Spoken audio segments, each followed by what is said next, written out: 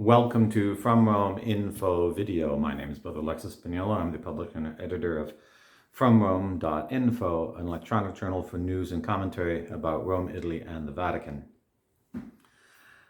If you haven't noticed, there is a brewing controversy among those of us who recognize that Benedict's the Pope. On the one side, you have Anne Barnhart holding fast in her position that she took back in 2016, that Benedict was in substantial error when he thought by renouncing the ministerium he could renounce the papacy, and so he remains the Pope. And on the other hand, Andrea Cianci, who says that Benedict is not in substantial error because he never intended to abdicate the papacy. He intended merely to deceive his enemies and protect the church from total modernist destruction. Now, Cianci has been writing letters to Anne Barnhart. Doherty has replied. Cianci's replied to Doherty. I replied to Doherty. Patrick Coffin is publishing Cianci's writings in English. But I want to address something that appears to be the position of some who are defending the fact that Benedict is not in substantial error and didn't intend to abdicate. And first I want to say that the position that there is substantial error in the renunciation is not an absurd position. Okay? It is not absurd because prima facie, it is the first thing that you would recognize if you went to the sources, the Latin text of the Declaratio and the Latin text of Canon 332, Section 2. Now, I wrote a whole scholastic question demonstrating the substantial error, and I actually sent mine to the Holy Father, and he never rebuked me for it. He never wrote me back about it. He didn't thank me for it or remonstrate me for it. Just he received it.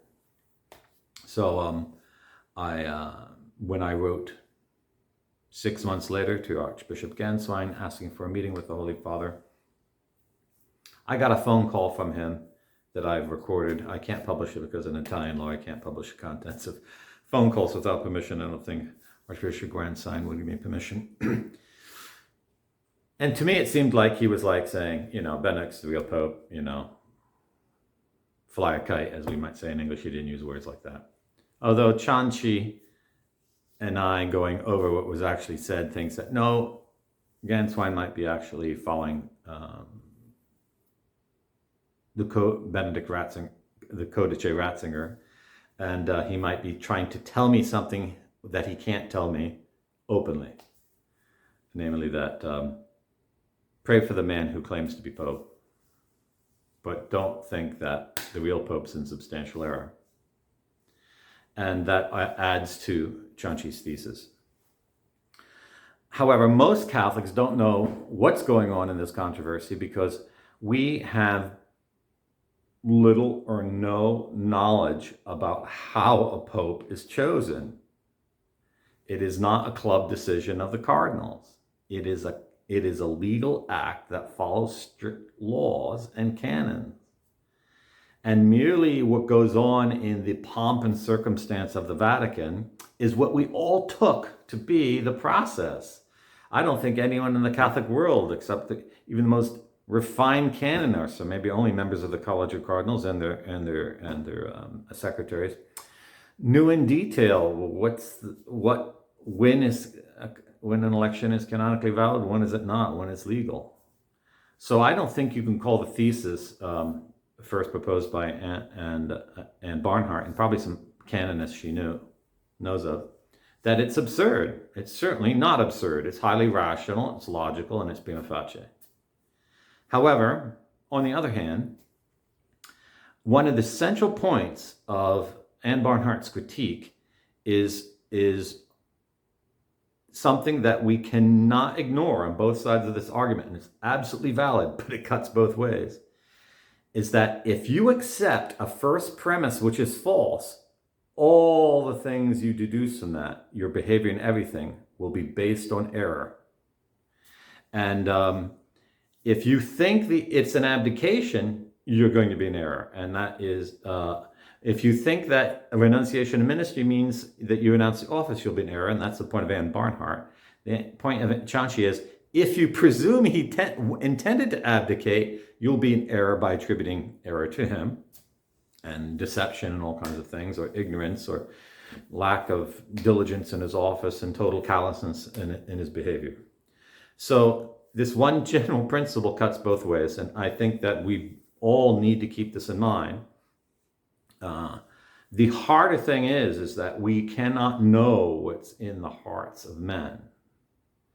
So you can presume Benedict had goodwill, and that's what charity teaches us to do. Charity presumes no evil. But you can hypothetically suppose that he was in error. And because why would anyone do such a thing? Okay. So Anne's analysis and her position was way before anyone even started looking at this. And she deserves the credit to get people to start paying attention to this, much more than Antonio Socci, who talked about it, but in such a roundabout way, he never really got on it. Because it takes a clear, precise analysis and mind that attends to these things to look at it. So I wrote a whole scholastic question where I considered 20 arguments for and against, and I concluded that it's definitely not a valid abdication, or that I didn't use the word abdication. So Cianci really enlightened me, because he said, wait a moment here. We have to talk about abdication, renunciation, and resignation. And in the English-speaking world, we've all been talking about resignation. The word abdication never got into the argument until Cianci raised it. And I guess you have to be a European that knows about monarchy and nobility to think about abdication.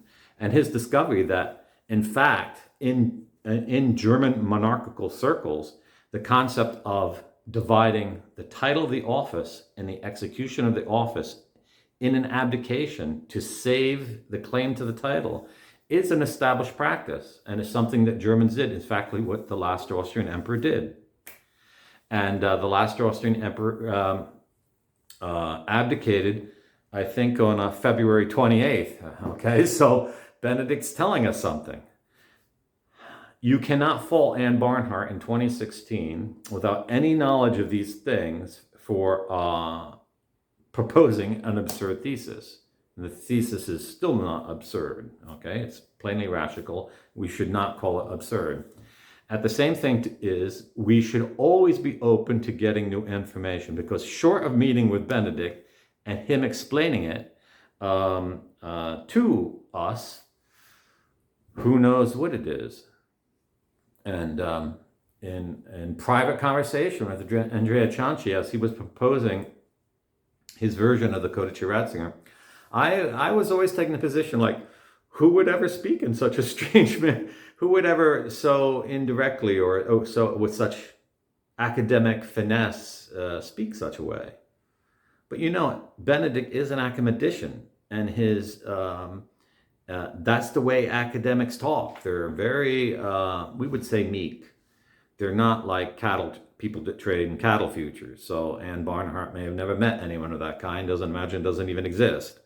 Now, my father was an academic, so I know they exist. And you have to listen very carefully to what they say to understand what they're saying, because it isn't what you might think at the first thing.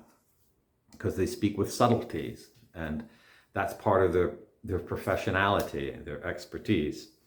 And, well, this is the same. I learned this a lot in translating Bonaventure's commentary on the Sententia. And I went there thinking, oh, I'll just go to read this. It's going to be like this.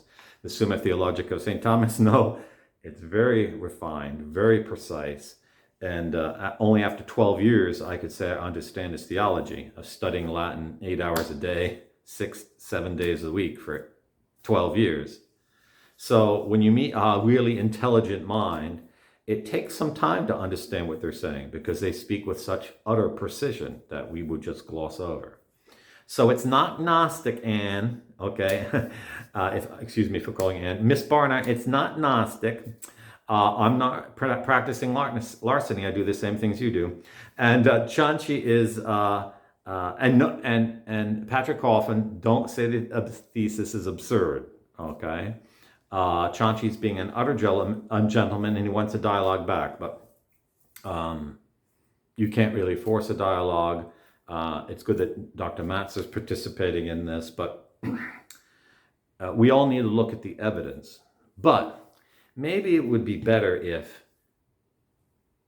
we actually stopped, this kind of thing and wrote an open letter to Pope Benedict and actually asked him to sit down with all of us together and speak with us about the matter. If Chanchi is right, Benedict won't do that because he's been inspired by God and he knows his hour. The hour for revealing the truth will come, and it's not now.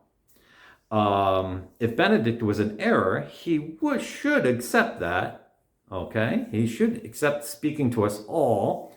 I talk about Chanchi, Doherty, Coffin, Matza, Don Minatella, myself, Attorney Acosta. These are the biggest, most popular writers about this subject. An international group from 3 different continents.